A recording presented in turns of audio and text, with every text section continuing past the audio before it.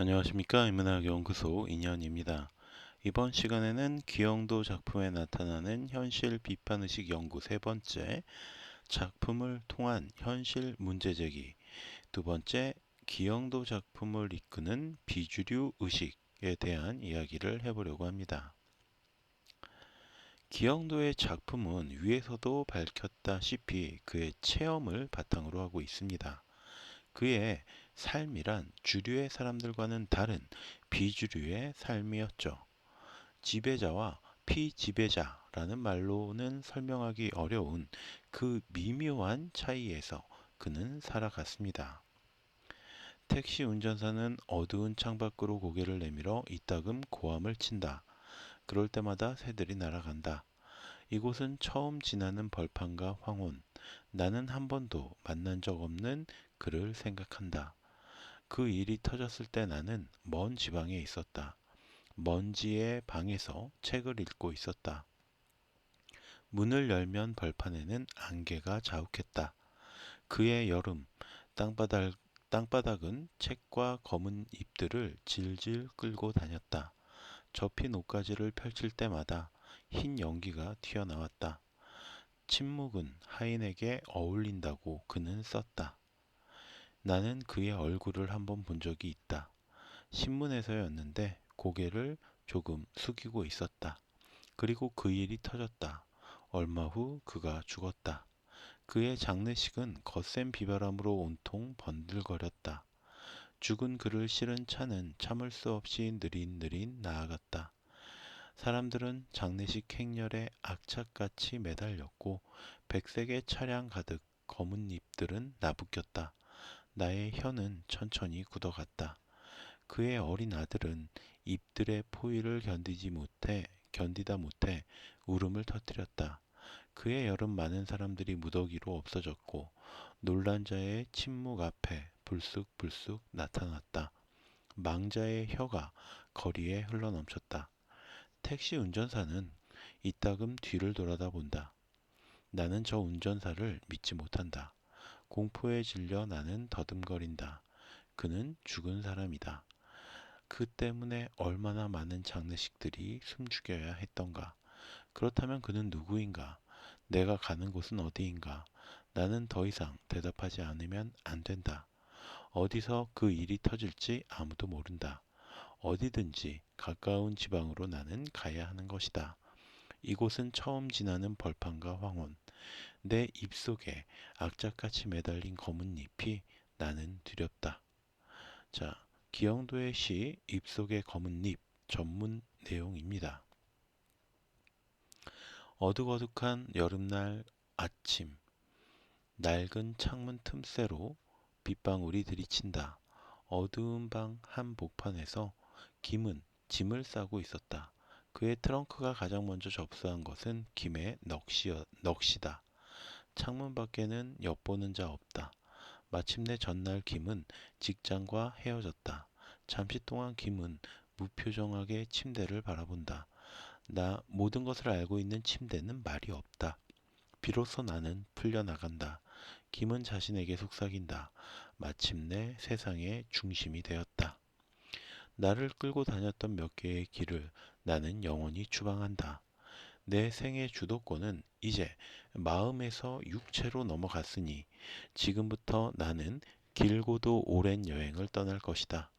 내가 지나치는 거리마다 낯선 기쁨과 전율은 가득 차리니 어떤 권태도 더 이상 내 혀를 지배하면 안 된다. 모든 짐을 꾸리면서 김은 거둔다. 어둑어둑한 여름날 아침 창문 밖으로 보이는 젖은 길은 침대처럼 고요하다. 마침내 낭하가 텅텅 울리면서 문이 열린다. 잠시 동안 김은 무표정하게 거리를 바라본다. 김은 천천히 손잡이를 놓는다. 마침내 희망과 걸음이 동시에 떨어진다. 그 순간 쇠뭉치 같은 트렁크가 김을 쓰러뜨린다. 그곳에서 계집아이 같은 가늘은 울음소리가 터진다. 주위에는 아무도 없다. 빗방울은 은퇴한 노인의 백발 위로 들이친다. 예, 기영도의 시 그날 전문입니다. 사회자가 외쳤다. 여기 일생 동안 이웃을 위해 산 분이 계시다. 이웃의 슬픔은 이분의 슬픔이었고 이분의 슬픔은 이글거리는 빛이었다. 사회자는 하늘을 걸고 맹세했다. 이분은 자신을 위해 푸성기 하나 심지 않았다. 눈물 한 방울도 자신을 위해 흘리지 않았다. 사회자는 흐느꼈다. 보라, 이분은 당신들을 위해 청춘을 버렸다. 당신들을 위해 죽을 수도 있다. 그분은 일어서서 흐느끼는 사회자를 제지했다. 군중들은 일제히 그분에게 박수를 쳤다. 사내들은 울먹였고 감동한 여인들은 실신했다. 그때 누군가 그분에게 물었다. 당신은 신인가? 그분은 목소리를 향해 고개를 돌렸다. 당신은 유령인가? 목소리가 물었다. 저 미치광이를 끌어내. 사회자가 소리쳤다. 사내들은 달려갔고 분노한 여인들은 날뛰었다. 그분은 성난 사회자를 제지했다. 군중들은 일제히 그분에게 박수를 쳤다. 사내들은 울먹였고 감동한 여인들은 실신했다. 그분의 답변은 군중들의 아우성 때문에 들리지 않았다. 기영도의 시 홀린 사람 전문 내용입니다. 이처럼 기영도는 입속의 입, 그날, 홀린 사람 세 편의 유작을 남겨놓았습니다. 그는 꿈을 짓밟고 바스러뜨리는 폭압적인 현실을 극복하기 위해 시를 썼지만 신문 기자로서 현실 사회에서 희망이 없는 절망의 모습을 너무 많이 주목하고 있습니다. 따라서 그가 쓰는 시는 사치한 욕망으로 반성이 되고 그러한 욕망조차 떨쳐버리고 싶은 고통에 직면하고 있습니다. 그는 시를 쓰는 욕망은 현실을 구원할 수 없는 성이 결코 아니며 다만 추악하고 덧없는 생존이었다라고 고백을 합니다. 그는 지칠 때까지 희망을 꿈꾸고 자아의 갱신을 위해 지방을 여행하면서 여러 문인들을 만났지만 삶의 진리가 실현되지 않는 현실에서 공허와 권태만을 안고 돌아옵니다. 여행길에 그는 광주를 방문하면서 그곳은 십자가로 만든 땅인가, 넋들을 위해 솟아난 도시인가 라는 참담한 탄식을 쏟아냅니다. 언론인으로서 그는 이 80년대 피해 현실을 광주 사태와 분리해서 생각할 수가 없었던 것 같습니다. 시 입속의 검은 잎은 광주 민주화 운동의 참상을 그의 여름 땅바닥은 책과 검은 잎들을 질질 끌고 다녔다 라고 기록하고 있고 사람들은 장례식 행렬에 악착같이 매달렸고 백색의 차량 가득 검은 잎들은 나부졌다 라고 회상하기도 합니다. 80년대를 살면서 그의 무의식 속에는 폭력에 쓰여진 주검들이 잠시도 떠나지 않은 것 같습니다. 이곳은 처음 지나는 벌판과 같은 황혼. 내 입속에 악착같이 매달린 검은 잎들이 나는 두렵다. 라는 시적 진술은 그가 시인과 기자로 살아오면서 그 죽음들에 대해 얼마나 강박관념을 갖고 있었는가를 증명하고 있습니다. 그는 죽음의 이미지로 점철된 현실의 중압감에서 벗어나려고 부단히 노력합니다. 시 그날에서 화자는 직장과 헤어져 해방감을 맛보면서 오랜 여행을 준비합니다. 그는 앞으로 지나칠 거리마다 낯선 기쁨과 전율을 기대하며 권태로움에서 벗어날 것을 다짐하죠.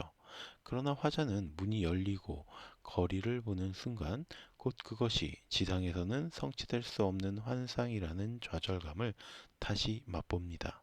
쇠뭉치 같은 트렁크가 그를 쓰러뜨리고 내면에서 다시 터지는 울음소리와 빗방울이 은퇴한 노인의 백발 위로 들이치는 이미지를 구사하면서 비애와 외로움의 실존적 인식에 도달합니다. 순수한 감성을 지닌 시인 기영도는 귀신에 홀린 사람처럼 영혼을 팔아버리고 사는 현대인들의 주류적인 위선과 광기의 현장을 구경하는 것이 몹시 권태롭고 견디기 어려웠을 것입니다. 자, 오늘은 이렇게 기영도의 작품에서 느껴지고 있는 현실 비판 의식, 그 중에서도 이 일종의 비주류 의식에 대한 이야기를 나누어 보았습니다. 그러니까 기영도 작품 이 전체를 통과하고 있는 이 그로테스크함 속에는 비주류 의식이라는 게 있다라는 거죠. 자, 그럼 오늘 이야기는 여기서 모두 마치도록 하고요. 저는 다음 시간에 또 다른 컨텐츠로 찾아뵙도록 하겠습니다. 오늘 제가 들려드린 이야기가 여러분의 흥미와 호기심을 조금이라도 만족시켜 드렸다면 구독과 좋아요도 부탁드리겠습니다. 감사합니다.